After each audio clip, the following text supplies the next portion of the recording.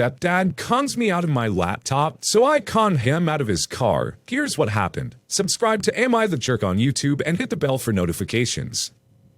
13 years ago, I was in my late teens, living on my own and really struggling to live financially. One of the few possessions I had was an old laptop. My laptop had stopped working properly, and while I'm barely proficient in using a computer, I had no idea about fixing them. I did a bit of research on the internet, but couldn't get it working. So I asked my stepdad to take a look. He has a quick look and says it's screwed, and he'll take it off my hands if I don't want it. So I said sure. If it's broken, then it's no good to me. 10 minutes later, I walk in the room and he's using it. I asked if he fixed it, and he says, yeah, thanks for the laptop. I was obviously tipped. My mom says she wasn't getting involved, and his only response was that he did a quick internet search to find the fix, and I could have done the same. I was broke, and he took one of my only possessions, even though he had a PC and a laptop already. A few months later, I was visiting my mom and stepdad when I had an idea. While I am useless with computers, I'm very competent with mechanics, specifically Audis, and my stepdad had a 2001 Audi A3. Before coming in the house, I went under his car and unplugged the oil level sensor and the back line for the turbo. Later on that day, you went to go to the shop or something. When he started the car, it threw up oil warning lights on the dash and wouldn't boost. So he turned it off and had a look of concern on his face. I went out to ask him what's up, and he said that something had gone majorly wrong. He says something along the lines of catastrophic turbo failure or engine failure. He's already spent quite a bit on repairs and didn't want to spend any more on it, so spoke to my mom about just cutting his losses and scrapping it. I asked how much it's worth at the scrapyard, and he says about £100. So I graciously offer £120 to take it off his hands, to maybe part it out, which he accepts. He signs over the title and wrote me a receipt of purchase and handed the keys over. I walked outside, lifted the hood, pretended to look at my phone for a minute, went under the car and plugged the backline and oil sensor back in, fired it straight up and drove around the block. When I got back, I gave him the thumbs up and said, it's all fine now. His mouth was wide open, and he was mega ticked. And my reply was, you could have found the solution too with a quick internet search. He tried arguing that it wasn't fair, and if it's working, then I can't just take his car. But I just said he didn't have a problem tricking me out of my laptop, and that he's already signed the car over to me. So, tough luck. My mom kinda laughed and said she's not getting involved, and that it was his own fault. I still have the car to this day, and it's practically in showroom condition and runs great.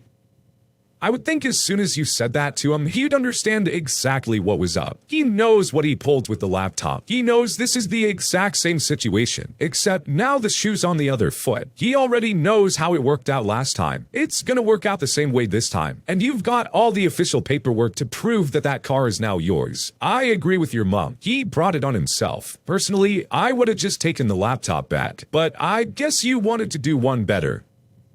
My entitled jerk of a neighbor thinks he can use my driveway however he pleases. My fiancé and I purchased our home a few years ago, and our neighbor introduced herself shortly after we moved in. She seemed like a nice elderly woman who appeared to have custody of her young grandson. We had no issues until her middle-aged son moved in. This guy always yelled at the little boy, and just generally acted like a jerk. He drove a small beat-up truck that leaked oil. His mother has a nice long double-car driveway, and didn't want oil stains on the concrete. So she had him park in the side yard next to our house. It was right outside of our kitchen window, and kind of an eyesore, but it's her property, so whatever. We assumed that her son would drive through their yard to his parking spot, but apparently that was too inconvenient. Instead, he decided to back into our driveway and through our yard to get to his spot. We were always at work when he did this, but we caught it on our camera. Our driveway is gravel and isn't in the best of shape. Her son would take off too fast and throw gravel everywhere. After a couple of days, he started to leave a rut, so my fiancé went over there to ask him to stop. The mother answered the door and seemed annoyed by our request. Her son parked in their driveway after this, so we assumed that was the end of it. Well, while I was at work the following Friday, I received a motion notification from one of our cameras. I check it, and sure enough, I see her son using our driveway once again. After work, I passively-aggressively decided to park my car at the end of our driveway. The entrance is only big enough for one car, and there's a deep ditch on both sides, so I knew her son couldn't get out that way. We were planning on staying in for the weekend, so I wouldn't be moving it again until Monday morning. On Saturday, we were doing our yard work out front, and the son came out with his dog. He gave us a dirty look, but didn't say anything. I figured he got the message. We woke up around noon on Sunday to a bunch of notifications from our doorbell camera. I pull up the videos and see the neighbor's son absolutely fuming. He rang our doorbell 5 times and stood on the porch for 20 minutes. The whole time he was throwing his hands up and muttering about needing to leave. He actually expected us to get up, go outside in the pouring rain, and move my car so he could use our driveway to get out. He must have driven to his mother's yard to leave because his truck was gone. After that day, he never said anything to us and only parked in her driveway. So I guess he learned his lesson. The thing is, if he would have asked us first, we might have worked something out with him. But instead, he wanted to act like an entitled jerk.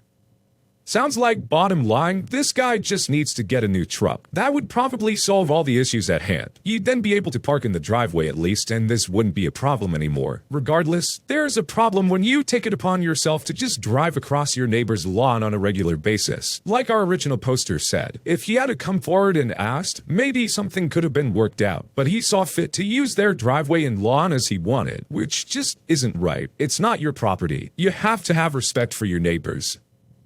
My teacher bullied me all through summer camp, so my dad had her charged with insurance fraud. When I was in 8th grade, I tried out for a spot in the drill team. For those unfamiliar with that, it's the group that dances alongside the marching band, and we're separate from the cheerleaders. Think the Rockets, but awkward. The reason I tried out was because those girls, you know the ones, pretty popular, teacher favorites, laughed at me when I showed up for the informational meeting. They said I wasn't right for it and didn't belong. It made me more determined to learn the routine and become a little more fit so I could do them. I was flexible as much as a 14-year-old could be, but at home I practiced and stretched, and showed up for the rehearsals and tryouts. Only a couple of decent girls would not act like I was poison in the line when we had our arms linked. I passed tryouts because I could do the routine. My dad, who owned his own business doing car repair, wasn't rich, but he managed to pay for my camp fees and uniforms. He dropped me off each morning of summer camp on his way to work. There, we learned the routines we would be performing at pep rallies and football games. We had to stand out in the sweltering Louisiana heat and humidity in August and stand in position for minutes at a time. Any move and you had to do kicks. This was a version of push-ups or having to run laps where you stood and did sets of 25 high kicks for each infraction. I ended up with blisters on my upper arms from the sun. Oh, let me tell you about the sponsor, the teacher in charge. She was the epitome of a cranky old woman who had an only child who went through these dance teams and did private dance lessons. She was perfect to her mom. At the time, dance moms wasn't a thing, but that's exactly like how she was. She would berate me for the smallest things and basically bully me along with the other girls. For example, when I was feeling fate for having to do kicks for the 3rd time that day, I was sitting down beside another girl who had pulled a hamstring. She's sitting with us while watching her daughter, who was our choreographer of course, commenting how wonderful she was, and said to me to get back out there. She could understand why the other girl was sitting. She was an athlete, so she got a pass. She played basketball as well. She would yell at me from across the gym to suck in my stomach. She told me I was rude when I was eating lunch with everyone else and laughing at something someone said and coughed on my sandwich. The other girls would say things to me also, and it was as though she encouraged it. Not only is junior high bad enough, but this on top of it was bad. I tried to be strong and show them I could do it, but it made me cry as soon as I got home. The time was different than it is now. Our student newspaper would put out a who's who based on physical traits like best hair and best smile. We'd shoot down vulnerable, self-conscious kids. The night of our first game performance, I was waiting to be picked up with a few others and the sponsor. She went to the bathroom and came back with one girl who was caught smoking in the bathroom with some high school kids. Her punishment was that she had to sit out the next game. My dad was running late. He had to work and couldn't leave his shop unattended. And after about 30 minutes, she told me, "You know, this means you're off the team." My dad pulled up a few minutes later, and as soon as I got in his truck, I was sobbing. I told him what happened, and he said, "Just a minute, I'll be right back," and proceeded to rip that woman a new one about her attitude towards me. Years later, this woman brings her car to my dad's shop for repair. He remembers her, but she doesn't remember him. She was just as condescending as she'd ever been, treating him like a lowly servant under her because he did manual labor. He was writing her estimate for the insurance, and she kept trying to get him to add in stuff that wasn't caused by the accident she was there for. Things like a ding on the back bumper when the damage was in the front. He wouldn't do it. it, and she got all huffy and said something like if he didn't, she would have his license revoked. Now, since my dad had his shop broken into and tools stolen, he had installed cameras. He sent that video to the insurance adjuster, one that he had a long good relationship with in his course of business, and she got hit with attempting insurance fraud charges. I don't know the exact extent of it, but she should be glad her threats to his livelihood weren't added on there.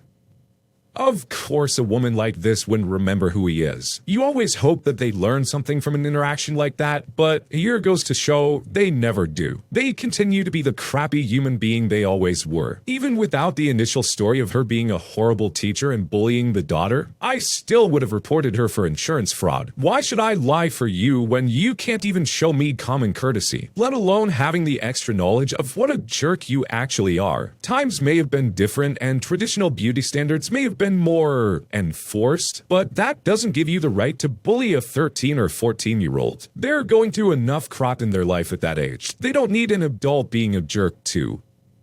Random guy thinks he can propose on my film set. I, 22-year-old female, am currently a film undergrad, and for our final term project, we have to produce a short film in groups of 8. I was the director and main writer. We planned to shoot a number of scenes at a local mall, which was always busy, but after a lot of communication, was allowed to film only for 5 hours, and if we went over time, we would have to pay a penalty fee that would put us over budget for our project. So we show up for our filming day. Everything went rather smoothly, and our team was efficient, but delays added up and we had to rush our few final scenes. For our final scene, we had to prepare a wall of yellow balloons at an outdoor square in the mall. When we showed up to film, however, there was a group of 3 girls, 2 holding bouquets and 2 guys standing right in front of it. Our art director had been sitting nearby to make sure no one's tampering with the wall, but she was occupied with an urgent call. As we set up, our assistant director, P, went to ask them to leave. One of the girls told us that their friend was heading there to propose to his girlfriend, and that the balloons made a romantic backdrop and would be nice for photos, and their friend was already informed to show up at that square. At this point, we were all set up with about 45 minutes to film our final scene. I went over and P informed me what was going on. We again asked them to leave and cited our limited filming time, but they remained adamant, saying that their friend was arriving soon and they won't take long. Some of the team felt bad and that we should just let the proposal happen first, but mostly we were worried about the penalty fee. I also voiced that having to rush the proposal and our team just standing around would take away from their celebratory joy.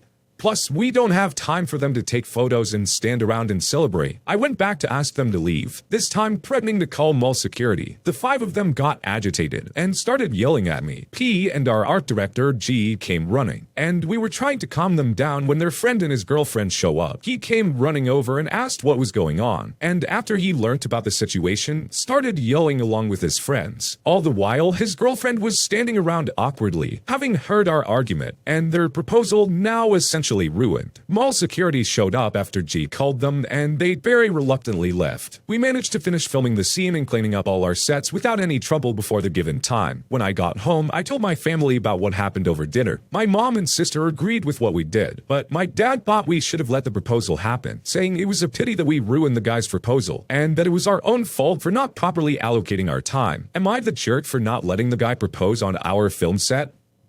Okay, I would understand if this was something that he had planned for a long time and you guys for interfering, but it sounds like they just happened to walk past this and decided this was the spot it's gonna happen. You'd think once they realized that, no, this is set up for a purpose and you can't be here, that they would just accept that. I'm sorry you guys have gone to the trouble to make plans to use this place in the last 5 minutes, but we've got a very limited amount of time and have paid money to use this space. You don't get to just come in and decide what happens. Honestly, the guy proposing should not be so upset. You didn't have a plan, and now you're upset that your plan that you came up with in 5 minutes is falling apart? Come on, just wait till you have to plan the wedding, buddy. I had to explain to my girlfriend that despite the fact that her name is on the lease, this apartment isn't hers. My girlfriend, 23, and I, 25, have been together for almost 2 years now. Back in May, she got a new good-paying job, and we signed a lease together for an apartment that I just moved into about 3 weeks ago. When we originally signed the lease, we agreed that I would move in July when the apartment became available, and she would move in November after having some time to live at home and save up some money. This will be her first time ever living out of her house, which she's very attached to us. She's lived there her whole life and has a very close relationship with her mom. Her dad died in high school, so her and her mom are very close. I had no problem with her waiting until November to move in. We agreed on that. Since then, she's been spending a lot more time at her house instead of time with me. She only stays at the apartment once or twice a week. She claims she's soaking up her final moments in the house she was raised in before she finally becomes an adult and moves out. Since we signed the lease, we've spent a lot less time together as she soaks up these last moments at home. I've communicated that I wish we still spent more time together and that I wish she wanted to spend the night more often and start making this place feel like home. She always disagrees. Obviously, I'm paying the rent alone for the next few months since I'm the only one living here. The actual issue is that when she's here and we have people over, she refers to the apartment as our place. When I put something in a place she doesn't like putting a cleaner under the wrong sink, she claims this is her home too because her name is on the lease and she'll be moving in soon. So she should get a say in where things go. I guess I don't see it as fair for her to call it our place when I've communicated nicely that I wish she wanted to spend more time over here, and she always shoots it down. I told her this isn't her place yet because she doesn't pay for it yet, and she only spends 1 or 2 nights a week here. She doesn't want to spend time here because she wants to soak up her final moments at home with her mom. So I told her if that's the case, then she has no say in where I put things or how I do things here. I told her it's my home and not hers yet. She said this really hurt her feelings and makes her feel unwelcome here. Am I the jerk for saying that to her? While I totally understand where you're coming from, I don't think it's something that should have been said out loud. You know that there's going to be repercussions for this. You guys are planning to move in together in a few months. Do you really want to have everything the way you want it just to rearrange the whole place when she comes in? If she wants to move something, let her move it. It's not that big a deal. I think maybe this is just coming from a place of spite. You feel a little slighted by the way she's been behaving and felt the need to make a comment. At the end of the day, I don't think this comment was productive at all. So I'm gonna have to go with it was a bit of a jerk move, but I understand why you're upset.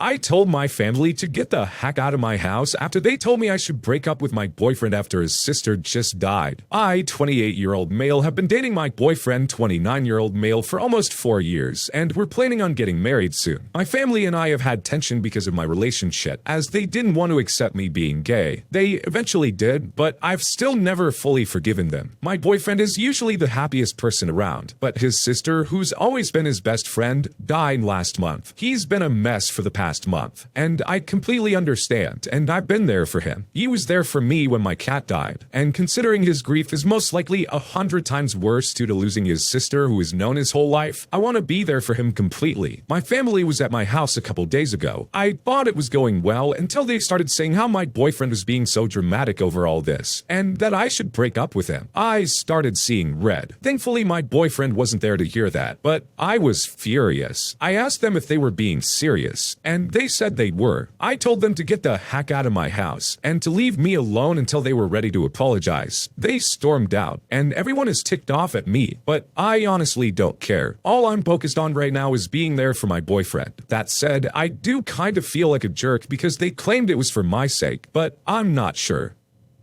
No, you were right to chew them out. I have a feeling this is coming from somewhere else. No decent person would think that that's the resolution to this issue, and would understand why someone would be so upset about something like that. I assume you've explained the relationship between the two of them to your parents, and they still choose to make a comment like that, which is just gotta be one of the most disgusting things I've ever heard. You're in a loving, supportive relationship, and your significant other is just going through a hard time right now. They just need some support. I'm glad you understand that, because at the end of the day, that's what matters. You know the value of your relationship. Your parents can go suck an egg. It's a really good thing your boyfriend wasn't around to hear that, or that could have led to a really tough relationship between them. When you subscribe, make sure to hit the bell to turn on notifications. Put the playlist on in the background to finish listening to all the stories, linked at the top of the description. And if you like Am I the Jerk, give Am I the Genius a shot, linked in the description as well. Either way, thanks a lot for watching, and we'll see you guys next time.